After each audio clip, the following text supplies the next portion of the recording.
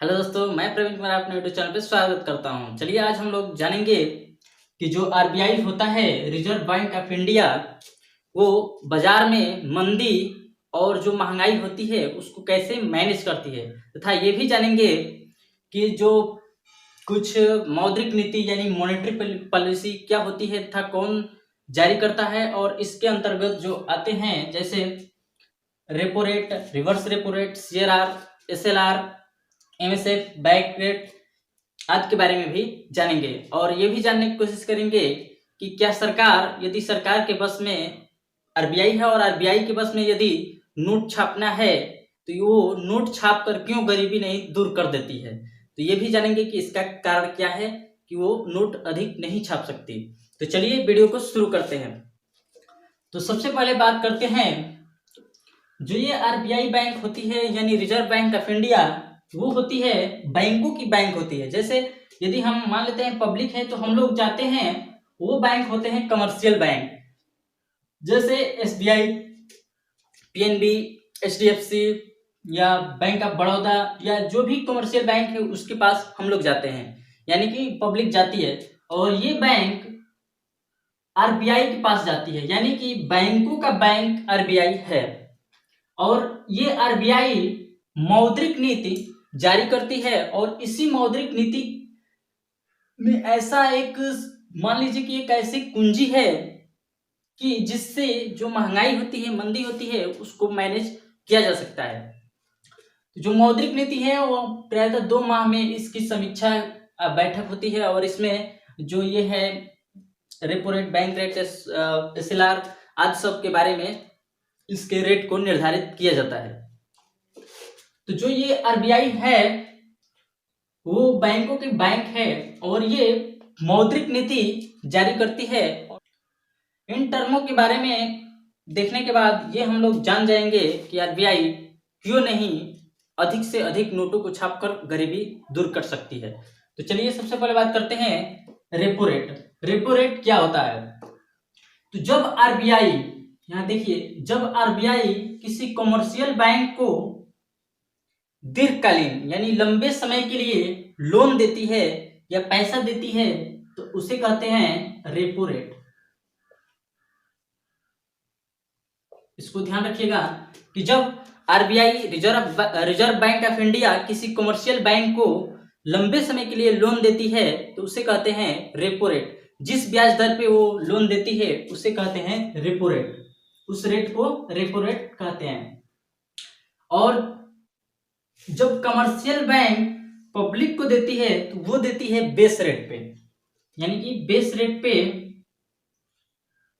कोई commercial bank public को loan देती है। लेकिन ये भी बेस रेट जो होता है 2 प्रकार के, जो ये एसबीआई या कमर्शियल बैंक पब्लिक को देती है, ये 2 प्रकार का हो जाता है। एक पीएलआर यानी प्राइमरी लैंडिंग रेट, और एक हो जाता है बेस रेट।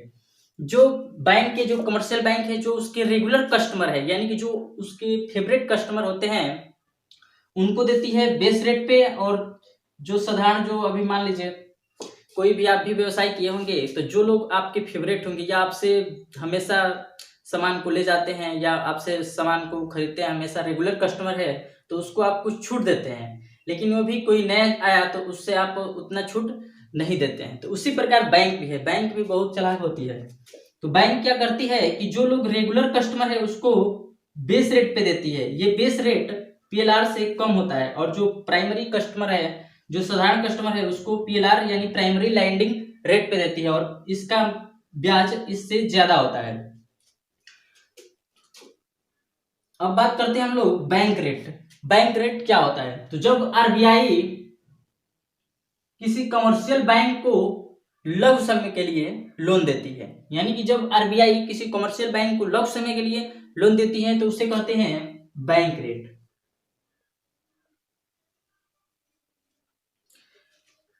अब इसका उल्टा होता है कि जब कोई कमर्शियल बैंक आरबीआई को अपना पैसा उसके पास रखती है तो वो जिस ब्याज पे रखती है उसको बोलते हैं रिवर्स रेपो रेट। इसको ध्यान दीजिएगा कि जब आरबीआई किसी कमर्शियल बैंक को देती है तो जिस रेट पे देती है तो रेपो रेट, और कोई कमर्शियल बैंक आरबीआई को अपना पैसा जमा करती है तो उसे कहते हैं रिवर्स रेपो रेट।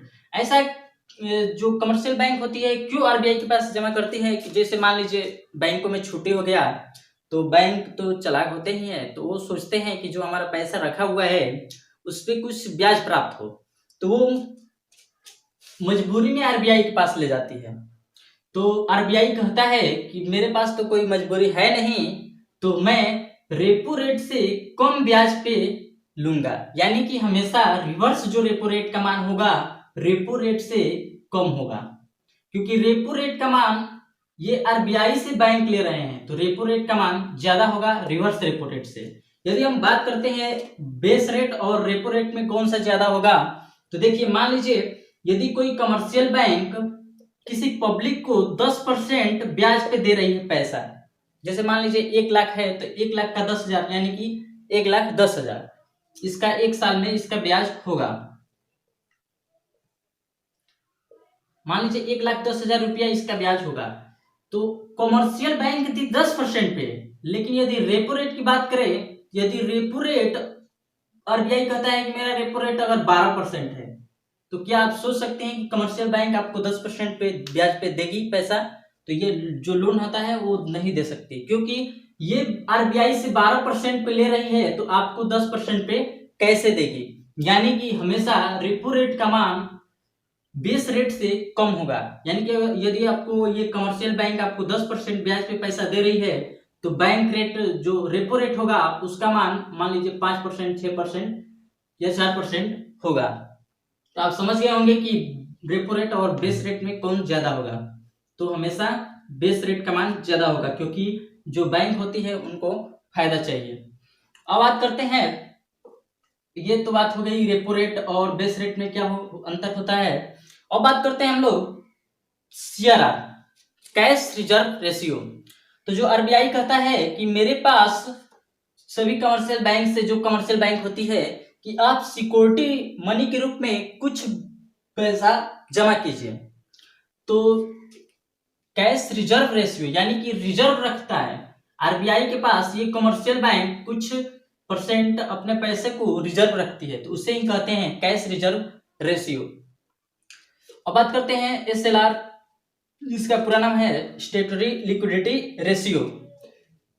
इसमें क्या होता है कि जो आरबीआई सुझाव देता है बैंकों से कि मान लीजिए कोई अचानक कोई कैश की कमी हो गई बैंकों के पास, मान लीजिए कोई दिन हो जिस दिन आदमी पैसा न जमा किया हो, यदि पैसा केवल वहां से निकला हो और पैसा की वहां पे कैश मनी की कमी हो जाए, तो इसीलिए इस सिचुएशन को देखते हुए आरबीआई कहती है कि बैंकों से कि अपना कुछ % भाग, यानी पूंजी का कुछ % भाग अपने पास रखो, यानी जैसे 20-22% इसका चलता है, ये बदलता रहता है, तो 20 या 22% कहती है कि अपने पूंजी का 20 प्रत्येक दिन जो आपके पास पूंजी है उसका 20% आप रिजर्व रखिए, उसी को बोलते हैं एसएलआर। अब बात करते हैं हम लोग, तो समझ गए कि एसएलआर और सीआरआर क्या होता है। ये होता है सिक्योरिटी के रूप में आरबीआई के पास जमा किया जाता है, और ये आरबीआई सुझाव देती है कि अपने पास एसएलआर के रूप में कुछ पूंजी रखिए, क्योंकि अकस्मात के समय अचानक आपके पास ये पैसा यूज हो सके। अब बात करते हैं एमएसएफ। एमएसएफ को बोलते हैं मार्जिनल स्टैंडिंग फैसिलिटी। इसमें कहा जाता है कि जो एसएलआर है, एसएलआर का कुछ % भाग, ये एसएलआर का कुछ % भाग आरबीआई के पास रखकर ये लोन लेती है। जो कमर्शियल बैंक होती है आरबीआई के पास अपने एसएलआर का कुछ % भाग रिजर्व रख के पैसा लेती है, उसे ही बोलते हैं एमएसएफ। जिस रेट पे लेती है वो होता है मार्जिनल स्टैंडिंग फैसिलिटी। तो चलिए अब देखते हैं कि कैसे महंगाई और मंदी को आरबीआई कंट्रोल करती है। तो देखिए यदि ये सब बढ़ता है, मान लीजिए रेपो रेट का मान बढ़ गया, ध्यान से देखिए, यदि रेपो रेट का मान बढ़ता है तो यहां से ये एसबीआई जो है ये भी अपना बेस रेट या पीएलआर है वो भी बढ़ाएगी, जाहिर सी बात है कि बढ़ाएगी। जब इसका मान बढ़ेगा यानी कि ये सभी का मान यदि बढ़ाता है आरबीआई, तो क्या होगा कि जो ब्याज होगी, इंटरेस्ट, उसका मान बढ़ जाएगा। जो पब्लिक ब्याज पहले 10% पे ले रही थी, वो अब 12% पे लेगी, यानी कि इंटरेस्ट का मान बढ़ गया। जब ब्याज का मान बढ़ेगा तो जो लोन लेंगे लोग वो कम लेंगे, यानी कि लोन घट जाएगा, जिसको हिंदी में साख कहते हैं। यदि लोन घटता है तो जो कैश होगी, जिसको हम लोग लिक्विडिटी या तरलता बोलते हैं, यानी कैश मनी होगी, उसका मान कम हो जाएगा। और जब कैश का मान कम होगा तो डिमांड भी घट जाएगा, और जब डिमांड घटेगा तो प्राइस का मान ऑटोमेटिक घट जाएगा। आप इसे और डेली लाइफ में भी देख सकते हैं कि जब मान लीजिए कोरोना काल में और जो अभी मीटोट जो बिक रहा था तो बहुत सस्ता हो गया था, क्योंकि वहां पे डिमांड का मान घट गया था, जिससे उसके प्राइस में कमी हो गई थी।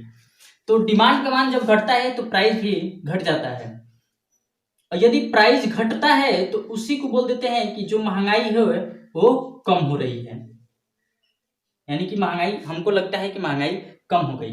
तो देखिए कैसे ये कंट्रोल हुआ कि जब ब्याज का मान बढ़ा, यहां पे देखिए इंटरेस्ट का मान बढ़ा, तो क्या हुआ, महंगाई घटी। तो आरबीआई क्या करती है कि इसका मान यदि कम करती है तब क्या होगा, यदि जब रेपो रेट का मान कम होगा तो इंटरेस्ट का मान कम हो जाएगा, इंटरेस्ट का मान कम होगा तो जो लोन लेंगे, जो पब्लिक लोन लेगी, उसका मान बढ़ जाएगा, वो ज्यादा लेगी। यदि लोन का मान बढ़ता है तो आदमी के पास कैश मनी ज्यादा हो जाएंगी, यदि लिक्विडिटी ज्यादा हो जाएगा, और यदि कैश ज्यादा होता है तो डिमांड का मान बढ़ जाएगा, यानी कि लोग अपना सामान खरीदने लगेंगे। डिमांड जैसे ही बढ़ेगा उस वस्तु के प्राइस में बढ़ोतरी हो जाएगी, जैसे ही प्राइस का मान बढ़ेगा तो महंगाई बढ़ने लगेगी। यानी कि आरबीआई के पास एक कुंजी है। ये सब जो MSF, repo rate, bank rate, CRR देख रहे हैं, ये ऐसी कुंजी है जिसके माध्यम से जो आरबीआई होती है बाजार में मंदी और महंगाई को लाती है। तो देखिए, अगर मान लीजिए आरबीआई है, अगर पैसा ज्यादा छाप दी और गरीबी दूर करने के लिए अगर मान लीजिए ऐसे कॉमन की छाप दी, तो क्या होगा कि यहाँ पे कैश का मान बढ़ जाएगा, यानी कि सभी लोगों के हाथ में पैसा ज्यादा हो जाएगा, यानी फ्लो ज्यादा हो जाएगा, मनी का फ्लो ज्यादा हो जाएगा, यानी लिक्विडिटी बढ़ जाएगी। जैसे ही लिक्विडिटी बढ़ेगी, कैश का मान बढ़ेगा, लोगों का डिमांड भी बढ़ जाएगा, अलग अलग प्रकार के सामान खरीदने लगेंगे, यानी डिमांड बढ़ जाएगा। जैसे ही डिमांड बढ़ेगा, प्राइस का मान बढ़ जाएगा, प्राइस का मान बढ़ेगा तो महंगाई ऑटोमेटिक बढ़ जाएगी। महंगाई इतना बढ़ जाएगा कि सामान का दाम बहुत ही महंगा हो जाएगा, जिससे कि अफरा तफरी का माहौल हो जाएगा और देश में अव्यवस्थित लोकतंत्र का निर्माण होगा। एक बार वेनेजुएला सरकार ने ऐसा ही कदम उठाया था, जिससे वहाँ महंगाई 10 लाख गुना बढ़ गया था। लेकिन यदि पूछा जाए कि महंगाई अच्छा है कि मंदी, तो एक तरीके से महंगाई अच्छी है, क्योंकि मंदी होती है तो कई लोगों का बेरोजगारी बढ़ती है। इसीलिए सुझाव दिया जाता है इकोनॉमिक्स में, अर्थशास्त्र में, कि महंगाई अच्छी है। तो आशा करता हूं कि आप लोग समझ गए होंगे कि जो आरबीआई होती है कैसे बाजार में महंगाई और मंदी को कंट्रोल करती है, और उसके कौन कौन से टर्म है, bank rate, repo rate, reverse repo rate, MSF, SLR, CRR आदि के बारे में जान लिए होंगे। तो चलिए, अगर वीडियो अच्छा लगा हो तो कृपया चैनल को सब्सक्राइब कीजिए, लाइक कीजिए तथा दोस्तों के साथ शेयर कीजिए। मिलते हैं हम लोग इसके नेक्स्ट वीडियो में, तब तक के लिए धन्यवाद।